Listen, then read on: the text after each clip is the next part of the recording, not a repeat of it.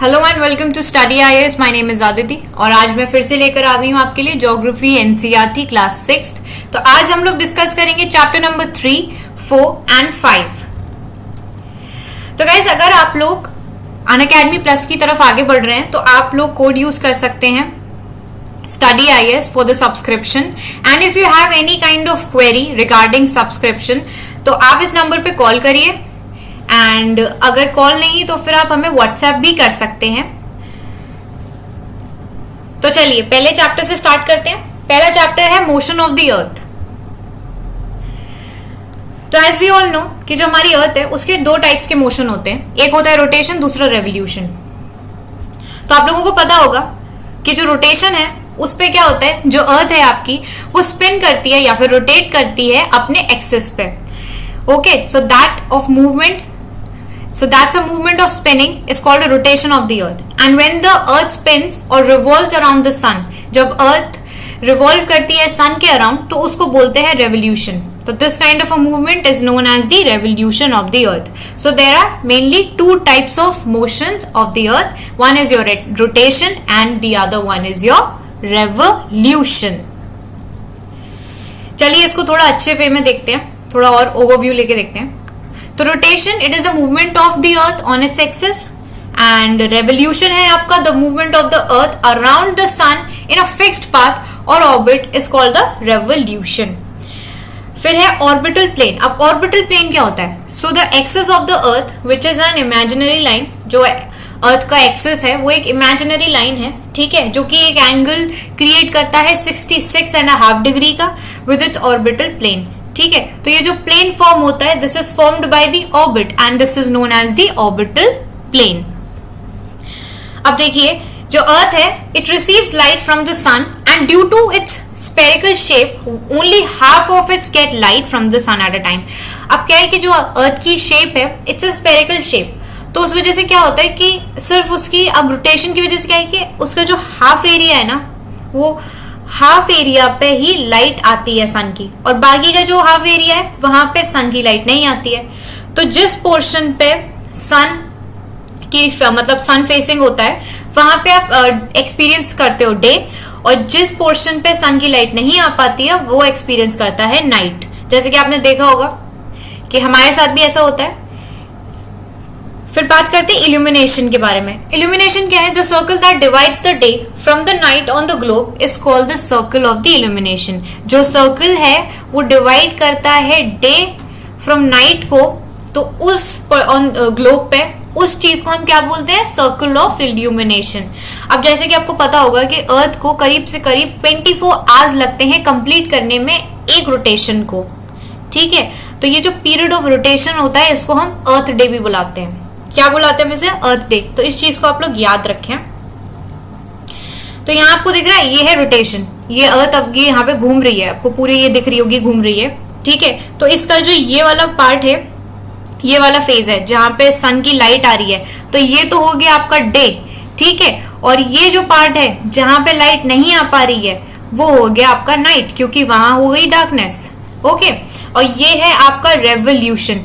You can see over here the earth is revolving around the sun, ठीक है। तो इसे बोलते हैं रेवोल्यूशन। और रोटेशन थोड़ा डिफरेंस है, रोटेशन में अर्थ अपने एक्सिस पे घूमती है, ठीक है, एंड रेवोल्यूशन में अर्थ घूमती है सन के इर्द गिर्द। नाउ सी दिस थिंग, जो second motion of the earth है around the sun in its orbit is called the revolution, और ये लेता है करीब से करीब 365.5 days to revolve around the sun, यानी कि पूरा एक साल। Year is consist of 365 days and we ignore 6 hours. तो ये आपको पता ही होगा, यहाँ पे आपको दिख रहा है ये 360.5 डेज लिख रखा है। तो ये जो 6 आवर्स है ना इसको हम इग्नोर कर देते हैं सेक ऑफ कन्वीनियंस के लिए। We ignore this thing, why? Because जो 6 आवर्स है ना these been saved for a year, ठीक है। हर साल ये 6 घंटे बचा लिए जाते हैं और इनको ऐड कर दिया जाता है एक दिन में, ठीक है, over a span of 4 years।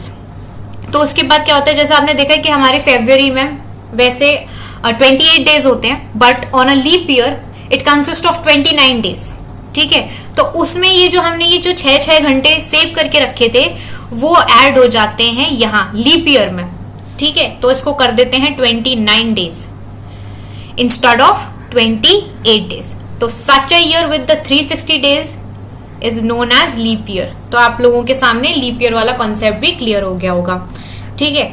Now a year is divided into summer, winter, spring and autumn season. तो जैसे कि आप लोगों को पता है कि हमारा पूरा साल डिवाइडेड होता है समर सीजन में, विंटर सीजन में, स्प्रिंग में, ऑटम सीजन में, ठीक है। तो ये जो सीजन है, ये जो इनमें जो चेंजेस आते हैं, वो चेंजेस भी इसीलिए आते हैं क्योंकि अर्थ की position around the sun change होती रहती है, ठीक है।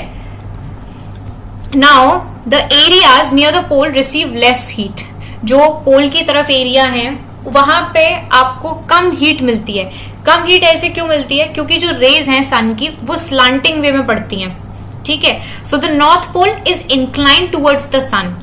जो नॉर्थ पोल है वो इंक्लाइंड है सन की तरफ, और जो प्लेसेस हैं जैसे कि बियॉन्ड द आर्कटिक सर्कल वो एक्सपीरियंस करता है continuous day light for about 6 months. कितने समय तक के लिए? 6 महीने तक के लिए डे लाइट एक्सपीरियंस करनी पड़ती है, ठीक है। तो since a large portion of the northern hemisphere is getting light from the sun, तो जो एक काफी बड़ा पोर्शन नॉर्दर्न हेमिस्फीयर का लाइट फेस करता है सन की, तो वहां उस रीजन में क्या है ना, it is summer in the region of north of the equator, ठीक है। And the longest day and the shortest night at these places occur on 21 June. तो लॉन्गेस्ट डे और शॉर्टेस्ट नाइट किस दिन होती है इस रीजन में? 21 जून को, okay. Now at this time in the southern hemisphere, अब हमने पहले नॉर्दर्न हेमिस्फीयर के बारे में बात कर ली, अब सर्दर्न हेमिस्फीयर पे बात करते हैं। तो सर्दर्न हेमिस्फीयर में क्या होता है? All these conditions are reversed. जो वहां पे हीट ज्यादा बढ़ रही थी, अब यहाँ क्या है? यहाँ विंटर सीजन होगा। वहां समर का था, यहाँ विंटर सीजन आ जाएगा। अब यहाँ क्या होता है? यहाँ जो नाइट है ना वो ज्यादा बड़ी होती है। The nights are longer than the days, okay. So this position of the earth is called the summer solstice. इस पोजिशन को क्या बोलते हैं अर्थ की? Summer solstice. तो आपने देखा होगा on 22 December the Tropic of Capricorn receive करता है direct rays of the sun at the south pole tilts towards it, okay. So as the sun rays fall vertically at the tropic of Capricorn, that is your 23.5 degrees south, a larger portion of southern hemisphere get light, ठीक है। तो therefore it is summer in the southern hemisphere with longer days। तो जो southern hemisphere है हमारा, उसमें summer का time होता है इस टाइम पे, और इनके पास जो डेज हैं वो लॉन्गर होते हैं और नाइट्स बहुत छोटी होती हैं। अब बात करते हैं the reverse happens in the northern hemisphere. अब इस पोजीशन में क्या है? जो अर्थ है उसको हम बोलते हैं विंटर सोलिस्टिस। पहले हमने समर सोलिस्टिस के बारे में बात करी थी, अब हम बात करते हैं विंटर सोलिस्टिस के बारे में, ठीक है। और विंटर सोलिस्टिस में क्या होता है कि 21 मार्च को, 21 मार्च से लेकर 23 सितंबर जो डायरेक्ट रेज है सन की वो फॉल होती है इक्वेटर पे। तो इस पोजीशन में क्या होता है? Neither of the poles is tilted towards the sun, so the whole earth experience equal days and equal nights. So this is known as your equinox. जिस दिन मतलब पूरी जो अर्थ है वो एक्सपीरियंस कर रही है इक्वल डे और इक्वल नाइट ही, ठीक है। ऐसा नहीं है कि रातें बड़ी हैं और दिन छोटे हैं, या दिन बड़े हैं या रात छोटी है, ऐसा बिल्कुल नहीं है। दोनों इक्वली सारे, मतलब दिन भी इक्वल है और रात भी सेम ही है टाइमिंग, तो उसको बोलते हैं हम equinox, okay. So both of the phases like they experience the same thing, equal days and equal nights, so this is known as your equinox. So on 23rd of September it is autumn season in the northern hemisphere and spring season in the southern hemisphere. तो जो northern hemisphere है वहां पे autumn season होता है और southern hemisphere में spring season होता है इस टाइम पे। Now the opposite is the case on 21st of March when it is spring in the northern hemisphere and autumn in southern hemisphere. तो 21st of March पे क्या होता है कि जो केस है थोड़ा ऑपोजिट हो जाता है, ठीक है, क्योंकि जब नॉर्दर्न हेमिस्फीयर में स्प्रिंग होती है इस टाइम पे, so and autumn in southern hemisphere. चलिए अब बात करते हैं नेक्स्ट चैप्टर के बारे में, विच इज मैप्स, चैप्टर 4, ठीक है। अब देखते हैं कि मैप होता क्या है।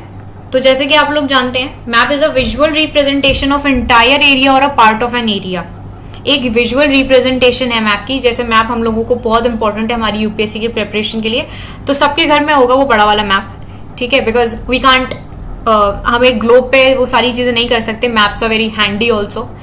सो तो map is a very it's a visual representation of entire area और a part of a area, ठीक है, जो कि एक फ्लैट सरफेस पे रिप्रेजेंटेड है।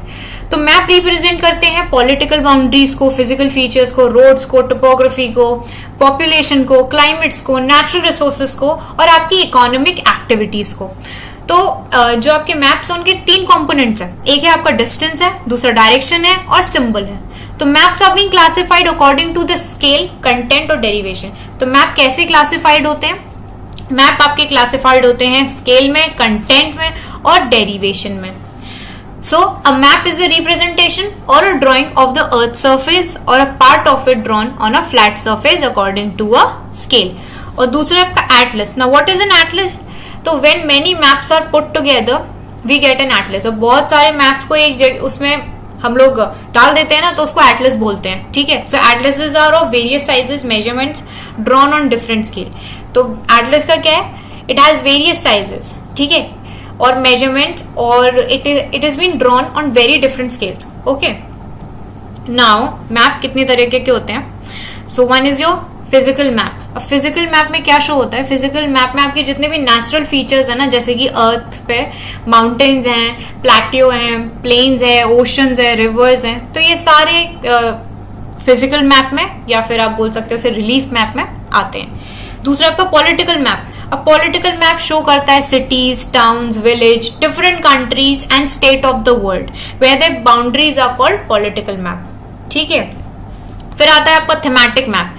थीमेटिक मैप में क्या होता है? Some map focus on the specific information, जैसे कि रोड मैप हो गया, रेनफॉल मैप हो गया, या फिर कोई मैप है जो शो कर रहा है distribution of the forest area, ठीक है, इंडस्ट्रीज को। तो ये सारे हो गए आपके थीमेटिक मैप्स, ठीक है। Now we're going to talk about the distance. तो distance क्या है? Scale is the ratio between the actual distance on the ground and the distance shown on the map. तो ये जो scale है, ठीक है, ये क्या है? एक रेशियो है बिटवीन, या तो एक तो है एक्चुअल डिस्टेंस, ठीक है, जो कि ऑन ग्राउंड पे है, और दूसरा है डिस्टेंस जो कि शो हो रहा है मैप पे। तो scale is very important on any map. आपका जो स्केल है it is very important on किसी भी मैप पे आपको scale it's very important, because if you know the scale you will be able to calculate the distance. अगर आपको scale के बारे में पता है तो आप कैलकुलेट कर लोगे easily distance between 2 places on a map, ठीक है। तो when the large area like जैसे आपका कॉन्टिनेंट हो गए या कंट्रीज हो गए ये शो करे जा रहे हैं पेपर पे, तो फिर क्या होगा? Then we have to use a very small scale, okay, and it is called a small scale map. अब वहीं पे अगर एक स्मॉल एरिया जैसे कोई विलेज है या टाउन है वो दिखाया गया है पेपर पे, तो उसके लिए हमें लेना पड़ेगा large scale, that is your 5 centimetre. तो इसको हम बोल देंगे लार्ज स्केल मैप। अब बात करते हैं डायरेक्शन के बारे में। तो direction, there are 4 major direction. एक तो होती है आपकी north, south, east and west. So basically इनको हम बोलते हैं कार्डिनल पॉइंट्स। क्या है ये? कार्डिनल पॉइंट्स हैं, ठीक है। और there are other 4 intermediate direction, जैसे कि आपका नॉर्थ ईस्ट हो गया, साउथ ईस्ट हो गया, साउथ वेस्ट हो गया, नॉर्थ वेस्ट हो गया। तो we can find out the direction of a place with the help of a compass. Now what is a compass? Compass it is an instrument जो कि which is being used to find out main directions. Okay, so it's magnetic, it has a magnetic needle. एक magnetic needle होती है इसकी जो कि always हमेशा point करती है towards the north south direction. I hope you people have it. Some of you must be having it, or you people have it on your phone also. phone में भी होता है, ठीक है. So with that also you can see this thing. So here you can see this is a compass, and this is your direction one. This is cardinal one. North, south, east, west. This is your northwest direction, northeast direction, southeast direction and southwest direction. Okay, and ये है आपका compass जो कि मैंने आपको अभी बताया था कंपास के बारे में. It's an instrument and all. तो ये ऐसा है. I hope you people have must have saw this thing earlier also. अब बात करते हैं सिंबल्स के बारे में. तो it is the third point, third important component है मैप का ये, ठीक है। तो it is not possible to draw on a map the actual shape. अब एक्चुअल शेप तो हम जैसे हर चीज का डिफरेंट साइज होता है, जैसे कि बिल्डिंग्स हो गई, आपकी रोड्स हो गए, एक्सेप्ट्रा, इन सब का, तो उन सारी चीजों को ड्रॉ नहीं किया जा सकता उनके एक्चुअल शेप में। तो क्या करते हैं, ये सिंबल्स का यूज करते हैं। So they have been shown by using certain letters या शेड्स या कलर्स या पिक्चर्स या लाइंस। तो ये क्या होगा, these are your symbols which give a lot of information in a limited space. अब क्या होता है, मैप में सारी चीजें डालनी पड़ती हैं, ठीक है। अब अगर आपको कोई चर्च दिखाना है तो चर्च के लिए you can't make the whole church, ठीक है, वो एक पूरा विजुअल आप मतलब प्रेजेंट नहीं कर सकते उसको। तो उसके लिए क्या करते हैं, कुछ सिंबल्स होते हैं, उन सिंबल से वो लिमिटेड स्पेस में उनको सारी चीजें ऐड करनी है, तो वो वहां पे सिंबल्स का यूज कर देते हैं उन सारी चीजों के लिए। तो maps have a universal language, ठीक है, they have universal language that can be understood by all. So there is an international agreement regarding the use of these symbols. So we have an international agreement, ठीक है, इन regarding ये जो symbols का use होता है। तो these are your conventional symbols. तो ये क्या है, आपके कन्वेंशनल सिंबल्स हैं। तो various colours are used for some purpose, जैसे कि फॉर एन एग्जांपल जो ब्लू कलर है वो यूज होता है आपका वाटर बॉडीज के लिए, ब्राउन होता है माउंटेन्स के लिए, येलो होता है प्लेटियो के लिए, और ग्रीन होता है आपका प्लेन्स के लिए।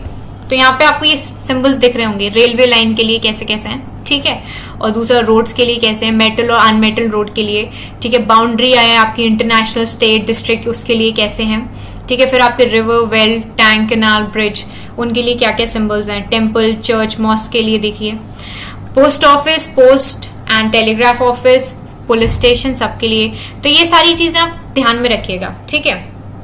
Now this is another thing, sketch. अब स्केच क्या है, स्केच है एक ड्राइंग, मेनली वो जो बेस्ड करती है मेमोरी के हिसाब से या स्पॉट ऑब्जर्वेशन के हिसाब से, जिसका कोई स्केल नहीं होता, it is not bound with the scale, ठीक है। So sometimes it's a rough drawing जो कि रिक्वायर करती है एक area to tell where a particular place is located with the respect to other places. तो इस जो रफ ड्राइंग होती है, ठीक है, this is drawn without scale और उसको हम मैप बोलते हैं, ठीक है, स्केच मैप हो गया ये। दूसरा है आपका प्लान। प्लान क्या होता है, तो plan is a drawing of a small area on a large scale. Plan क्या है, एक ड्रॉइंग है स्मॉल एरिया की, उसको थोड़े बड़े से स्केल पे बना देते हैं, ठीक है। Now a large scale map gives a lot of information, but there are certain things which we may sometimes want to know, जैसे कि for example the length and the breadth of a room which can't be shown on a map, ठीक है। So at that time we can refer these drawings which are being drawn to the scale which is known as your plan, okay। Now chapter number 5 पर आ जाते हैं। Chapter number 5 बात करता है major domains of the earth. Now what are the domains? So earth is consist of 4 major domains of the earth. एक है आपका lithosphere, then hydrosphere, followed by atmosphere and biosphere. अब लिथोस्फेयर क्या है? So lithosphere form करता है solid part of the earth, जैसे कि आपके हो गए लैंडफॉर्म्स हैं, जैसे plateaus, mountains, plains and valleys. Hydrosphere है आपका, it is the next layer which covers the 3/4 of the earth, जो कि है हमारी वाटर बॉडीज। फिर आता है आपकी एटमॉस्फेयर, जो कि फॉर्म करती है एक प्रोटेक्टिव लेयर या फिर एक शील्ड हमारी अर्थ पे from the intense sun rays. और फिर है आपकी biosphere. Biosphere is the last domain of the earth and it is made up of all plants and animals and all non living things, okay. अब इनके बारे में हम थोड़ा ढंग से पढ़ते हैं। तो पहले बात करते हैं लिथोस्फेयर के बारे में। लिथोस्फेयर क्या है? एक सॉलिड पोर्शन है अर्थ का, ठीक है, जैसे आपको यहाँ पे दिख रहा होगा इस पिक्चर में, यह है लिथोस्फेयर, ठीक है। तो ये एक सॉलिड पोर्शन है अर्थ का जिसपे हम लोग रहते हैं, उसे हम बोलते हैं लिथोस्फेयर। फिर आता है आपको एटमॉस्फेयर। एटमॉस्फेयर क्या है? इट्स अ गैसियस लेयर जो सराउंड करती है अर्थ को, where you can find oxygen, nitrogen, carbon dioxide and various other gases, okay। So this is your atmosphere, here you can see it।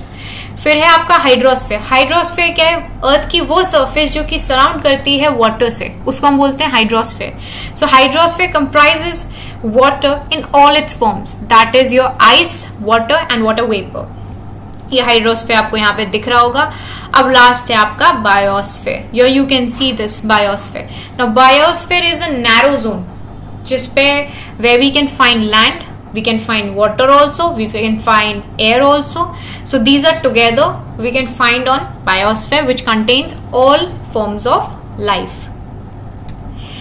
Now lithosphere को थोड़ा detail में देखते हैं. तो लिथोस्फीयर जैसे कि आपको मैंने बताया सॉलिड पोर्शन है अर्थ का, ठीक है, और ये कंप्राइज करता है rocks of the earth crust and the thin layers of the soil that contains nutrient elements which sustain organisms. ठीक है, तो there are two main divisions of earth surface. Earth की कैसी है, दो मेन डिविजन है अर्थ सरफेस की. So for the first thing is the large land masses known as your continents and the huge water bodies are called the ocean basins. So all the ocean of the world are connected with one another. So the level of sea water remains the same everywhere. जो sea water का जो level है वो हर जगह एकदम same रहता है. And the elevation of land is measured from the level of the sea. जो land का elevation है वो कहाँ से measure होता है, वो measure होता है sea के level से, which is taken as 0. Okay. फिर बात करते हैं कॉन्टिनेंट्स के बारे में. तो as we all know we have 7 major continents which are separated by large water bodies. ठीक है, अब ये कॉन्टिनेंट्स कौन से हैं? Asia, Europe, Africa, North America, South America, Australia, Antarctica. तो एशिया है सबसे लार्जेस्ट कॉन्टिनेंट जो कि कवर करता है हमारा 1/3 of the total land area of the earth and the continent lies in the eastern hemisphere. कहाँ पे लाई करता है? ईस्टर्न हेमिस्फीयर पे. तो जो ट्रॉपिक ऑफ कैंसर है आपका वो पास करता है through this continent.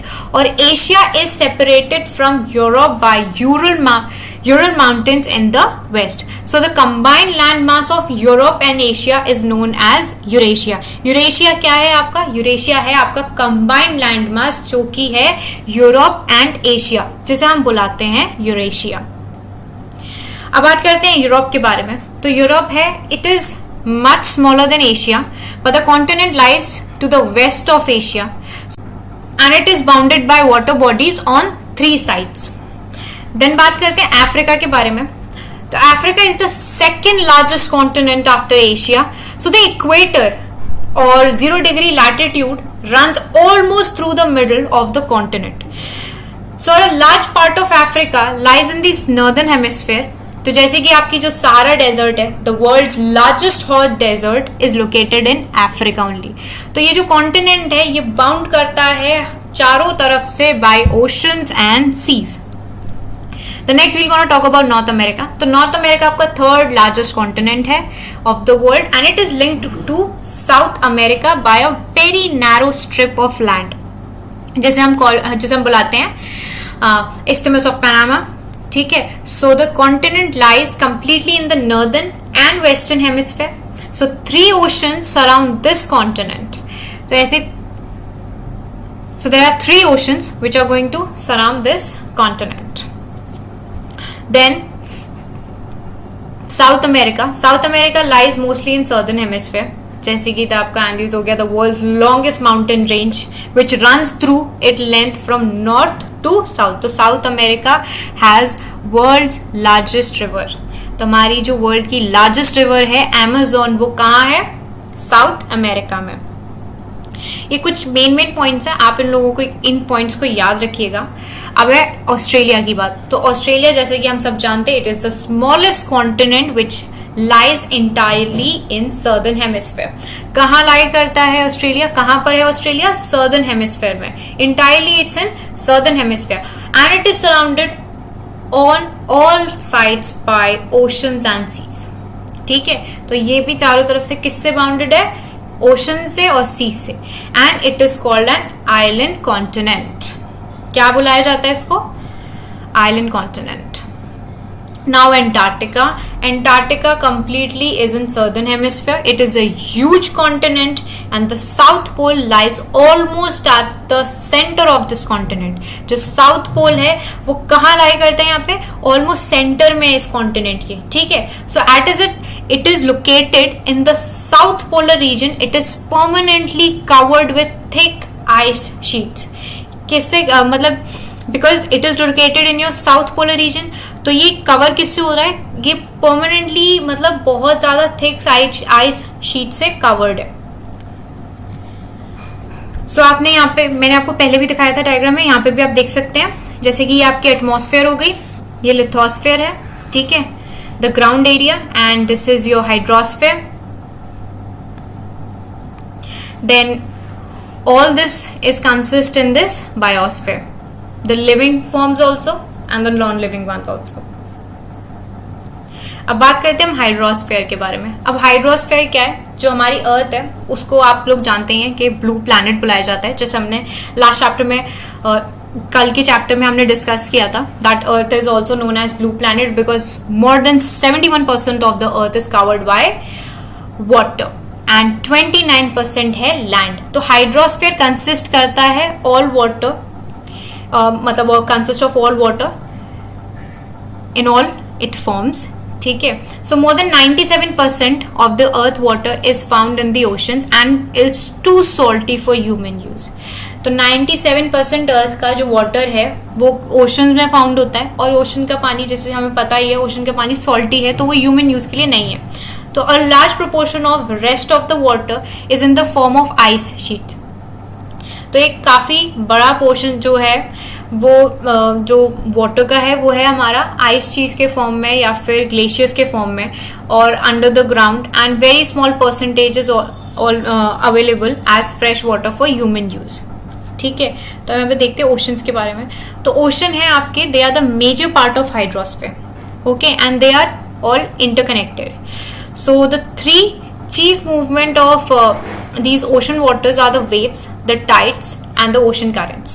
And the 5 major oceans are your Pacific Ocean, Atlantic Ocean, the Indian Ocean, Southern Ocean and the Arctic Ocean. तो हमारे 5 कौन से major oceans हैं? पहला है आपका Pacific, Atlantic, Indian, Southern and Arctic Ocean.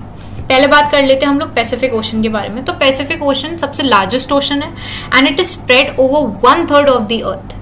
जो हमारी अर्थ का 1/3 है उस पे Pacific Ocean is been spreaded. And Mariana Trench, the deepest part of the earth, lie करता है पैसिफिक ओशन में. Mariana Trench is lying in Pacific Ocean. So the Pacific Ocean is the almost circular in shape. तो Pacific Ocean की जो shape है it is in circular one, and Asia, Australia, north and South America surround करते हैं इसको, okay. Then बात करते हैं अटलांटिक ओशन के बारे में. तो अटलांटिक ओशन है आपका second largest ocean in the world and it is shaped in S. तो आप लोग इस चीज से याद रखेंगे इसको, अटलांटिक ओशन मतलब शेप है इसकी एस, इस चीज को याद रखिएगा, ठीक है. It is flanked by North and South America on the western side. कहाँ पे फ्लैंक्ड हो रही है? नॉर्थ एंड साउथ अमेरिका से वेस्टर्न साइड पे, और यूरोप और अफ्रीका से ईस्टर्न साइड पे. इस चीज को भी याद रखिएगा, वेस्ट साइड पे नॉर्थ और साउथ अमेरिका और ईस्ट साइड पे है यूरोप और अफ्रीका. तो जो कोस्ट लाइन है अटलांटिक ओशन की is highly indented. So this irregular and indented coastline provide करती है ना ideal location for natural harbours and ports. तो ये जो इंडेंटेड कोस्टलाइन है वो क्या प्रोवाइड करती है हम लोगों को? एक ऐसी location for a natural harbour and ports. So now from the point of view of commerce ये सबसे ज्यादा बिजिएस्ट ओशन है. ना बात करते हैं इंडियन ओशन के बारे में. तो Indian ocean is the only ocean which is named after a country. इस चीज को आप हमेशा याद रखिएगा कि जो हमारा इंडियन ओशन है it is the only specific ocean जो एक कंट्री के नाम के बाद रखा गया है, ठीक है. So the shape of the ocean is almost triangular. तो हमारे इंडियन ओशन की शेप कैसी है? ट्रायंगुलर है, ठीक है. And in the north it is bound bye Asia, और वेस्ट पे अफ्रीका से, और ईस्ट पे ऑस्ट्रेलिया से. तो आपको ऐसे समझ में आ गया होगा, अब ट्रायंगुलर शेप है, ठीक है.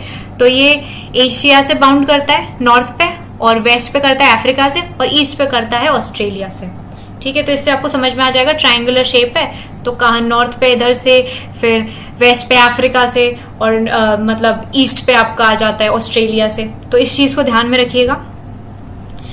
Then Southern Ocean encircles the continent of Antarctica and extend northward to the 60 degrees south latitude. So आपका Southern Ocean है वो encircle है, and it encircles the continent of Antarctica, और extend है ये northward की तरफ, टू 60 डिग्री साउथ लैटिट्यूड। फिर आता है आपका आर्कटिक ओशन। अब आर्कटिक ओशन लोकेटेड है आर्कटिक सर्कल पे और इसको सराउंड कर it surrounds the North Pole. तो it is connected with Pacific Ocean by a narrow stretch of shallow water which is known as your Bering Strait. Bering Strait के बारे में आपने पढ़ा होगा, नहीं पढ़ा है तो अभी जाके पढ़े बेरिंग स्ट्रेट के बारे में। तो यहाँ पे इट इज लाइक कि it is been connected with Pacific Ocean. तो your Arctic Ocean is been connected with Pacific Ocean by a narrow stretch, एक नैरो स्ट्रेच से, ठीक है, of a shallow water. So this narrow stretch is of shallow water जिसे हम बोलते हैं Bering Strait, ठीक है। Now it is bound by the northern coast of North America and Eurasia. Eurasia is your Europe and Asia. अब बात करते हैं एटमॉस्फेयर के बारे में। तो your earth is surrounded by a layer of gases called atmosphere. It provides us with air we breathe and protect us from the harmful effects of sun rays. तो जो हमारी ये एटमॉस्फेयर है वो प्रोवाइड करती है हमें एयर, ठीक है, जो हम सांस लेते हैं जिसमें, ठीक है, और हमें प्रोटेक्ट करती है फ्रॉम द हार्मफुल इफेक्ट्स जो सन रेज से आते हैं। तो ये जो एटमॉस्फेयर है ये डिवाइडेड है 5 लेयर्स में, ठीक है, जो कि बेस्ड है कॉम्पोजिशन के ऊपर, टेम्परेचर और अदर प्रॉपर्टीज पे। So these layers are starting from the earth surface, they are called your troposphere, stratosphere, mesosphere, the thermosphere and the exosphere. तो the earth is compose mainly of nitrogen and oxygen. जो हमारी atmosphere है वो composed है by nitrogen and oxygen which make up about 99% of clean and dry air. Okay, so now nitrogen है करीब करीब 78%, oxygen है आपका 21% और बाकी अदर गैसेस जैसे कि कार्बन डाइऑक्साइड हो गई, आर्गन हो गई आपकी, और बाकी के other gases they consist of 1% by volume. Then बात करते हैं oxygen. Oxygen is the breath of life and while nitrogen helps in the growth of living organism, oxygen is the breath of life, और जो nitrogen है वो help करती है organisms को ग्रो करने में। कार्बन डाइऑक्साइड दो present in a minute amount, बहुत कम अमाउंट में प्रेजेंट है, but it is important as it absorbs the heat which is been radiated by the earth. तो आपकी ये कार्बन डाइऑक्साइड क्या करती है, ये अब्सॉर्ब कर लेती है उस हीट को जो कि रेडिएट की जाती है by the earth, thereby keeping the planet warm। Plant को रखती है warm and it is essential for the growth of plants. तो carbon dioxide is very essential for your plant growth. Then the density of the atmosphere varies with height. जो atmosphere की जो density है वो height के ऊपर वेराई करती है, ठीक है। तो जैसे आपका मैक्सिमम जो मतलब it is maximum at sea level, तो मैक्सिमम कहाँ होती है, सी लेवल पे, और decreases as we go up. हम जैसे ऊपर ऊपर जाते जाते हैं तो it get decreases. Okay, so now the temperature also decrease as we go upward. जब हम ऊपर की तरफ जाएंगे ना तो टेम्परेचर भी डिक्रीज होता जाएगा, क्योंकि जो आपकी एटमॉस्फेयर है वो एक्सर्ट करती है pressure on the earth and the air moves from high pressure to low pressure as moving air is known as wind over air. जो आपकी मूविंग एयर है उसे हम बोलते हैं विंड। अब बात करते हैं बायोस्फेयर के बारे में, जो कि है the domain of life. Okay, so now your biosphere is the narrow zone of contact between the land, water and air.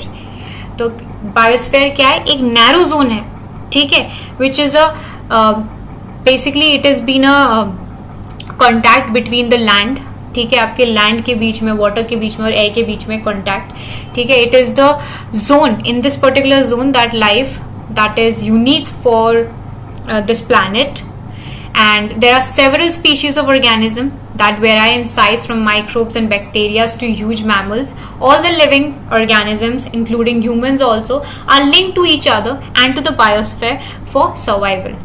ठीक है, so the organism in the biosphere are broadly divided into the plant kingdom and animal kingdom. तो जो organism आपके biosphere में आते हैं, they are being broadly divided. उनको further divide किया जाता है टू किंगडम्स में, one is your plant kingdom and the other one is your animal kingdom, ठीक है। तो the three domain of the earth when they interact with each other and affect each other in some way or the other, for example जैसे cutting of forest है for fulfilling our needs of wood है, और clearing of land है agriculture के लिए, that may lead to fast removal of soil from the slopes. So similarly, Earth's surface may be changed due to natural calamities like earthquakes also. So now, discharge of waste material into lakes and rivers makes the water unsuitable for human use. तो आपको ये दिख रहा है कि पहली चीज में क्या था कि कटिंग ऑफ फॉरेस्ट क्यों कट करे जा रहे थे? हमारी नीड के लिए, वुड के लिए. यही वुड हमारे घर में फर्नीचर्स वगैरह बनते हैं, या बहुत रूरल एरियाज में खाना पकाने के लिए, बहुत सारी चीज़ों के लिए यूज़ होते हैं. ठीक है, अब यही सारे लैंड इसीलिए भी क्लियर किए जाते हैं क्योंकि एग्रीकल्चर भी करना है. ठीक है, so due to this fast removal of soil from the slope. तो अब क्या है कि ये सारी जो चीज़ें हैं ना, जैसे आपने देखा यहाँ पे जो लैंड है तो ये हमारे यूज़ में आ रहा है. ठीक है, तो इसमें ये यही बताना चाह रहे हैं कि जितनी भी चीज़ें हैं, जैसे कि लैंड है, चाहे वाटर हो गया, चाहे एयर हो गई, तो वो सारे हमारे से रिलेटेड ही है. ठीक है, लिविंग, ये तीनों चीज़ें एक दूसरे से लिंक कर रही हैं. अब यही बात आ गई थी कि जैसे हम कोई वेस्ट मटेरियल है उसको लेक में डालते हैं, रिवर्स में डालते हैं, उसको वाटर को अनसूटेबल बनाते हैं ह्यूमन यूज के लिए, क्योंकि वही पानी हमें पीना भी है. ठीक है, so it also damages other forms of life. So emission from industries, thermal power plants, vehicles pollute the air. अब वही एयर जब पल्यूट होगी तो वो हम जब सांस लेंगे तो हमारे लिए प्रॉब्लमैटिक बन जाएगी. ठीक है, तो जैसे कार्बन डाइऑक्साइड है आपकी, इट इज़ वेरी इंपॉर्टेंट. ठीक है, it's very important constituent of air. But अगर यही इसका अमाउंट जो है इंक्रीज हो जाए, ठीक है, तो क्या लीड करेगी into increase of global temperature, और उस टर्म को हम बोलते हैं ग्लोबल वार्मिंग. तो मतलब इस चैप्टर का सिर्फ यही मीन था कि ये जितनी भी चीज़ें हैं, चाहे आपका लैंड हो गया, वाटर हो गया, एयर हो गया, तो कहीं ना कहीं ह्यूमन यूज में आते हैं. ठीक है, we all have a need of this, चाहे वो ह्यूमन्स हों, चाहे वो बाकी के अदर लिविंग फॉर्म्स ऑर्गेनिजम्स हों, सबके यूज में आते हैं. तो we are interconnected with all these things, with each other, we are dependent on each other. So we should protect all these things. And mainly आप बहुत कोशिश करें कि जैसे अभी लॉकडाउन में बहुत ऐसा हुआ था कि जितने भी रिवर्स हैं उनमें बहुत कम वेस्ट मिला है. तो ऐसा ही इस चीज़ को कंटिन्यू करें. Let's not damage all these things because some or the other way these are very important to us only for our life, for our survival. So just protect them and protect yourself from this virus and all. So guys, यहाँ पे हमारे तीनों chapter हो गए complete, और मैं next video में बाकी के 3 चैप्टर्स आपके लिए कंप्लीट कर दूंगी. So we're gonna meet tomorrow in the next video and we're gonna discuss बाकी के तीनों चैप्टर्स. अगर आपको कोई भी प्रॉब्लम आ रही है किसी भी चैप्टर से related, just tell me in the comment box. Okay, and if you're liking this series, please like करें, शेयर करें और चैनल को जरूर सब्सक्राइब करें. कोई भी इशू है आपको, देन यू कैन, जैसा मैंने आपको बताया था, you can contact us on that number. Let me just show you once again. इस नंबर पे आप लोग कांटेक्ट कर लीजिएगा. ठीक है, अनअकैडमी प्लस सब्सक्रिप्शन अगर आप लोग ले रहे हैं तो ये कोड यूज करिए. और अगर आपको कोई भी क्वेरी है, इस नंबर पे कॉल करें, व्हाट्सएप करें, जो करना है करें. ठीक है, और अपनी स्टडीज को प्लीज और ज्यादा हार्ड वर्क करना स्टार्ट कर दीजिए. Burn your midnight oil and we will gonna meet in the next video. तब तक के लिए bye bye, take care and have a wonderful day ahead. Bye bye.